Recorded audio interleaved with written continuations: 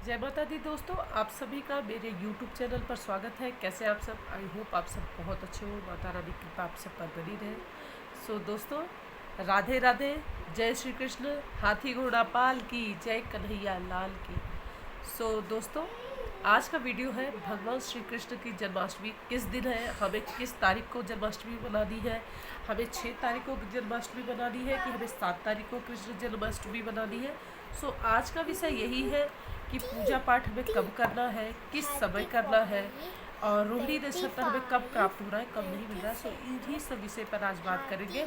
सो उम्मीद करती हूँ वीडियो आपको ज़रूर पसंद आएगी। वीडियो पसंद आएगी तो लाइक करिए, शेयर करिए, चैनल पर नए हो तो सब्सक्राइब जरूर करिएगा, बेल आइकन को प्रेस करिएगा और दोस्तों के साथ शेयर करना बिल्कुल न भूलिए। सो चलिए दोस्तों, मैं वीडियो को आगे बढ़ाती हूँ। तो जन्माष्टमी हमें कब मनानी है, तो और पूजा सामग्री क्या क्या लगेगी, किस ढंग से हमें पूजा करनी है। सो ये पूरा डिटेल में मैं आपको वीडियो ज़रूर शेयर करूँ। और पूजा पाठ किस प्रकार से करना है, मैंने पिछले साल पूजा करके दिखाया है। कैसे स्नान कराना है, कैसे स्थापना करनी, हर एक वीडियो डिटेल में डली हुई है। सो मैं उसका लिंक भी ज़रूर शेयर कर दूँगी। तो आप वहाँ से वीडियो वॉच कर लीजिएगा। और उसमें क्योंकि मैंने पूजा करके दिखाई है, और आज की वीडियो में मैं आपको तरीके से पूजा पाठ की सारी विधि बताऊंगी। सो वीडियो के अंत तक ज़रूर बने रहिएगा और वीडियो को स्किप मत करिएगा। सो चलिए हम वीडियो को आगे बढ़ाते हैं। सो दोस्तों, इस साल जन्माष्टमी जो है, कृष्ण जन्माष्टमी 6 और 7 सितंबर दोनों दिन है। यानी 6 सितंबर बुधवार को और गुरुवार 7 सितंबर 2023 को दोनों दिन है। लेकिन जो गृहस्थ आश्रम वाले हैं, जैसे हम जैसे लोग हैं जो पूजा पाठ करते हैं, गृहस्थ आश्रम में रहते हैं, उनके लिए 6 सितंबर को कृष्ण जन्माष्टमी मनानी है। और जो वैष्णव संप्रदाय के लोग हैं वो 7 सितंबर को मनाएंगे। सो ये बात क्लियर हो गई कि हमें 6 तारीख को ही जन्माष्टमी मनानी है। कृष्ण जन्मोत्सव आपको 6 तारीख को मनाना है। और 7 तारीख को, जैसे कि हमने बताया, जो वैष्णव सांप्रदायिक लोग हैं, साधु संत हैं, उनके लिए 7 तारीख को है। कृष्ण जन्माष्टमी बहुत ही धूमधाम से मनाया जाता है। ये तकरीबन सबके घर में इस दिन लड्डू गोपाल जी को विराजमान किया जाता है और खूब धूमधाम से उनका जन्मोत्सव मनाया जाता है। कृष्ण जन्माष्टमी भाद्रपद जो मास होता है महीने का में, उसकी कृष्ण पक्ष की अष्टमी तिथि को मनाया जाता है। यानी अब मैं आपको बताती हूँ कि अष्टमी तिथि कब आरंभ हो रही है, रोहिणी नक्षत्र हमें कब प्राप्त हो रहा है।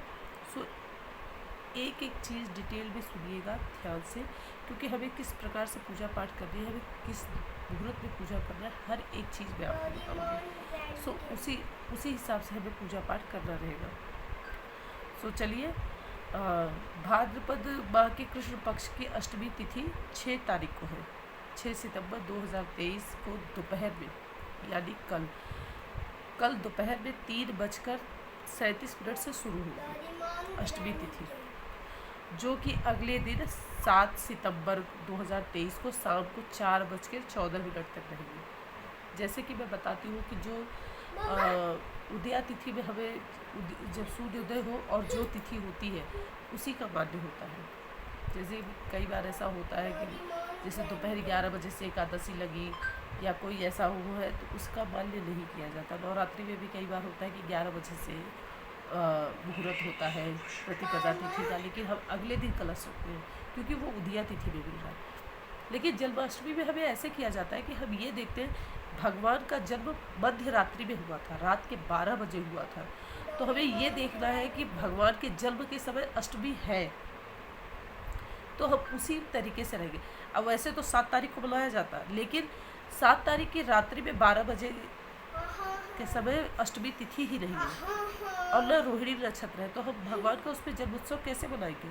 सो इसलिए हम 6 तारीख को ही भगवान श्री कृष्ण का जन्मोत्सव मनाएंगे रात्रि में 12 बजे। ये मैंने आपको बता दिया कि अष्टमी कब से कब तक है। सो चलिए, अब पूजा हमें कब करनी है, कब रोहिणी नक्षत्र है, सो ये मुहूर्त जरूर नोट कर लीजिएगा। नीतिशा पूजा का समय जो होता है, सो नीतिशा पूजा का जो समय है वो रात्रि में 6 सितंबर को रात में 11:57 से शुरू हो जाएगा, जो पूजा का समय है, और रात के 12:42 तक रहेगा।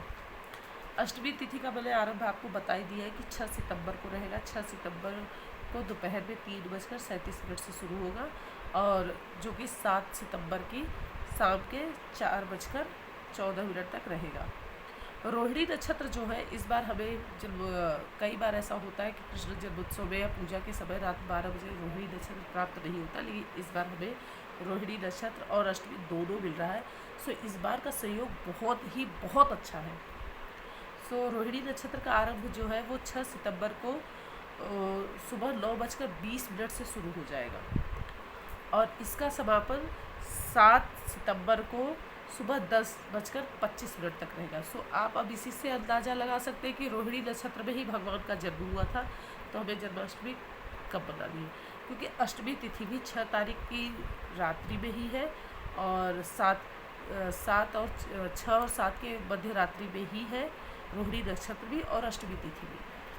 सो इसी में हमें पूजा करनी है। पूजा का मुहूर्त मैंने आपको बता दिया है कि 11:57 से मुहूर्त शुरू हो जाएगा और रात्रि के 12:42 तक पूजा का शुभ मुहूर्त है। सो इस समय आप पूजा पाठ विधिवत कान्हा की कर सकते हैं। अब मैं आपको बता देती हूँ कि कान्हा जैसे जो व्रत रहते हैं उन्हें पारण कब करना है। तो पारण के लिए जन्माष्टमी रात को 12:42 के बाद आप अपने व्रत का पारण कर सकते हैं और वही जो लोग अगले दिन सुबह पारण करना चाहते हैं सुबह 7 सितंबर को सुबह 6:02 पे पारण कर सकते हैं। या तो बहुत जैसे होता है कि वो अष्टमी तिथि जब तक रहती है तब तक व्रत का पारण नहीं करते। कई सारे लोग ऐसे भी हैं कि जो व्रत का पारण तब तक नहीं करते जब तक अष्टमी तिथि होती है। सो वो शाम को 4:14 के बाद पारण कर सकते हैं 7 सितंबर को। सो ये मैंने आपको बता दिया पूजा का मुहूर्त और शुभ मुहूर्त कब कब है और जन्माष्टमी कब है और व्रत का पारण हमें कितने बजे करना है। सो दोस्तों अब मैं आपको बताती हूँ कि पूजा विधि कैसे करनी है, हमें किस प्रकार से पूजा पाठ करनी है, क्या क्या एक पूजा पाठ हर एक चीज़ का मैं बहुत विस्तार से और डिटेल्स में बताऊँगी। सो उसे ज़रूर नोट करिएगा, कोई भी चीज़ छूटनी नहीं चाहिए। तो मैं आपके साथ पूजा पाठ की हर एक विधि को शेयर कर रही हूँ।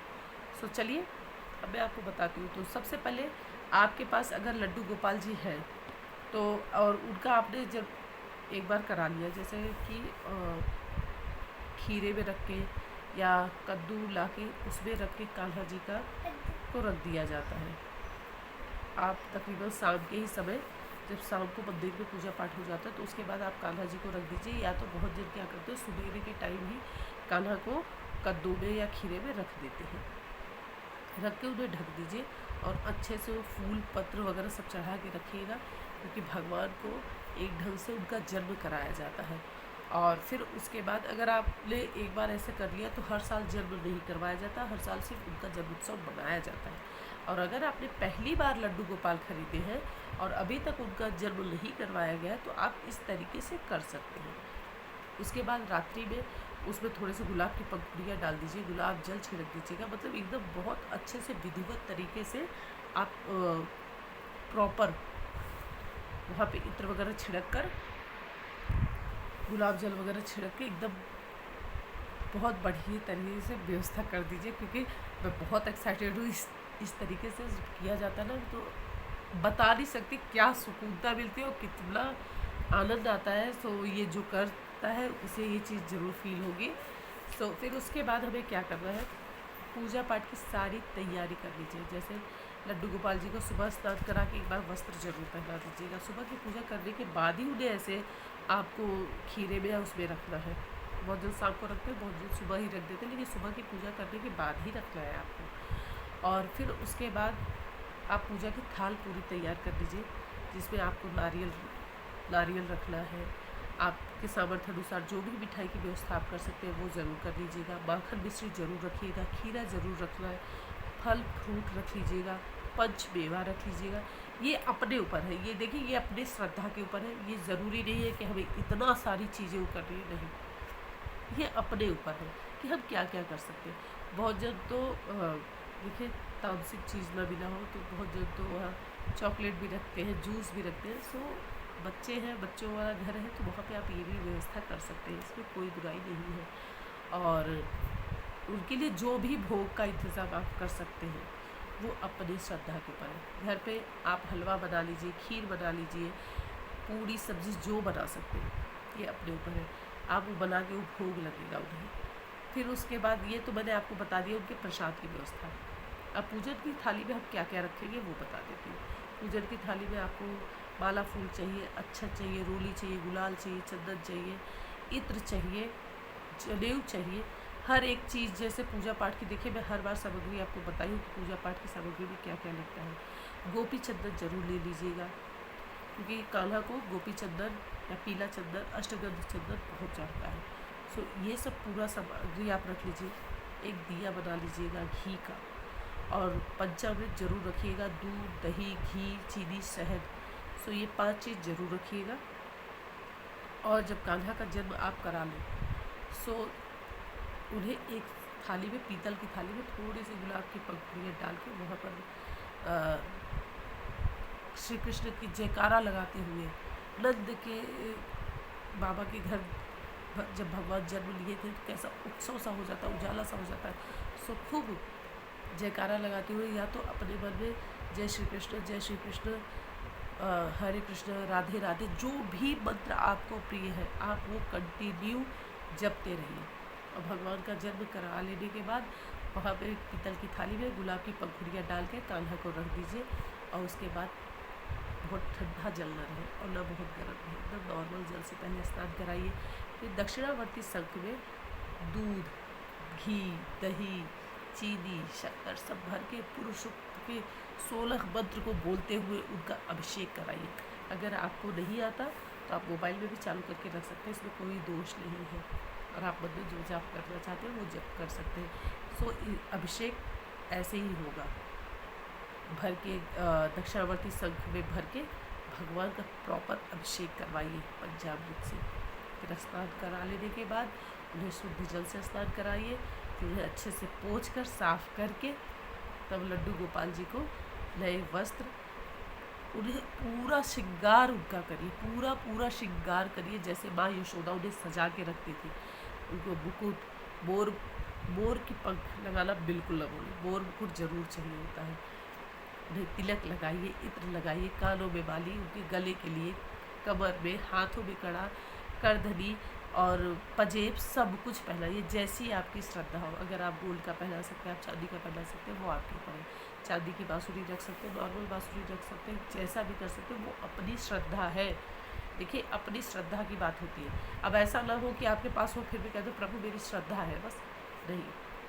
अगर आप बहुत कोशिश किए और नहीं व्यवस्था कर पाए हैं, और फिर उसके बाद आप प्रभु के सामने हाथ जोड़ लीजिए, वो स्वयं उनके पास पहुंच जाएगा। जो चीज़ आपने सोची होगी, बस आप आंख बंद करके कि प्रभु मेरी बहुत इच्छा थी, मैंने बहुत इस चीज़ के लिए अपने आप को सोचा, ये कर पाऊँ, नहीं कर पाया, नहीं सामर्थ्य हुई, तो आप हाथ जोड़ कर बस ये ध्यान कर लीजिए कि आप कान्हा को वो चीज़ चढ़ा दे रहे, या आपने प्रभु को वो चीज़ चढ़ा दी, और वो अवश्य उनके पास पहुंच जाएगी। सो ये बात बहुत छोटी सी है, लेकिन ये सबसे ज़्यादा महत्वपूर्ण बात है कि भगवान भाव के भूखे होते हैं। आपकी किसी भी सामग्री की उन्हें कोई ज़रूरत नहीं है, लेकिन भाव के साथ साथ अगर हमें भगवान ने सामर्थ्यवान बनाया है तो हमें वो भी चीज़ करनी चाहिए। सो उसके बाद उन्हें तैयार कर लेने के बाद उन्हें झूले पे बैठा दीजिए। झूले पे बैठा दीजिए कान्हा को, और तिलक वगैरह लगा के, इत्र लगा के, अच्छे से उन्हें माला फूल पहना के, और उनकी चौकी खूब अच्छे से सजा के रखिएगा। जब तक जैसे सुबह आप कान्हा को रख देते हैं उसमें, और उसके बाद पूरी व्यवस्था रखिएगा जैसे आप सजा सकते हैं अपनी श्रद्धा के ऊपर, खूब धूमधाम से जिस तरीके से आप कर सकते हैं पूरी व्यवस्था करके रखिएगा। पूरी सजावट कर दीजिएगा, लाइटिंग वगैरह की भी व्यवस्था अच्छे से कर दीजिएगा। इसके बाद बातें हम वापस अपनी बात पर, कान्हा जी को झूले पे विराजमान कर दीजिए, और उसके बाद आप उन्हें धूप दीप दिखाइए, जो भी नैवेद्य आपने बनाया है वो उन्हें समर्पित करिए। माखन मिश्री अवश्य उन्हें खिलाइएगा। गाय, जो गाय माता बछड़े के साथ होती है वो भी ज़रूर रखना चाहिए कान्हा के साथ में। और फिर उसके बाद कान्हा जी की हमें आरती करनी है। सो पूरी पूजा बहुत सिंपल तरीके से है, बहुत ज़्यादा सोचना विचारना नहीं है, वो तो खुद ही छोटे से हैं, और आप जब उन्हें हाथ में लो कि या गोद में उठाओ ना, तो फिर ऐसा लगता है बस वही बच्चे वाली फीलिंग आती है कि हाँ हमने अपना बच्चा ले रखा है। सो आप कान्हा को किस रूप में, बहुत जन अपने भाई के रूप में, बहुत जन अपने पिता के रूप में, बहुत जन अपने बच्चे के रूप में, तो हर रूप में उन्हें सर्वस्व मानते हैं। सो वो अपने ऊपर है कि हम उन्हें किस रूप में पाना चाहते हैं। सो इस ढंग से पूरी पूजा पाठ करने के बाद उन्हें भोग लगा के उन्हें बाकायदा खिलाइए, उनका फिर मुँह साफ करवा के पोंछ कर अच्छे से उन्हें जल पिला दीजिए।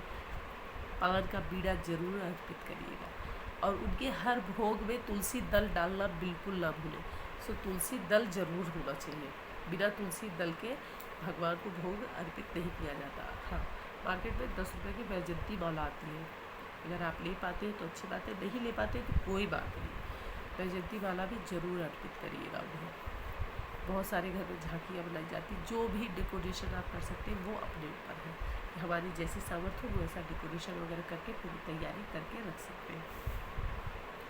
हाँ, सो दोस्तों एक चीज़ और बता दूं कि ये भगवान श्री कृष्ण का जो जन्मोत्सव है, आज ही मतलब गुरुजी से मैं बात कर रही थी, तब पता चला है कि ये कान्हा का जन्मदिन है। मतलब कितने साल हो गए जन्माष्टमी को, कितने बरस हो गए हैं। सो दोस्तों वही चीज़ बता रही हूँ। तो ये कान्हा का 5250वां जन्म दिवस है, यानी 5250वां जन्म दिवस है ये कान्हा का। और इतने सालों से, इतने वर्षों से इसे धूमधाम से हर पीढ़ी में मनाया जा रहा है। सो इस तरीके से आरती कर लेने के बाद रात भर कान्हा को झूले पे नहीं छोड़ना है आपको, उन्हें फिर सिंहासन पे विराजमान कर लीजिएगा। और इस तरीके से कान्हा की पूजा करने के बाद उन्हें कपूर की आरती दिखाना बिल्कुल न भूलें। उनके पास एक गिलास दूध जरूर रखें, दूध, बादाम, जो भी आपके पास है व्यवस्था, उन्हें भोजन कराने के बाद रात्रि में जैसे दूध और पान का बीड़ा जरूर रखें। उनके सामने भजन करें, कीर्तन करें और खूब, भगवान का जन्म उत्सव है।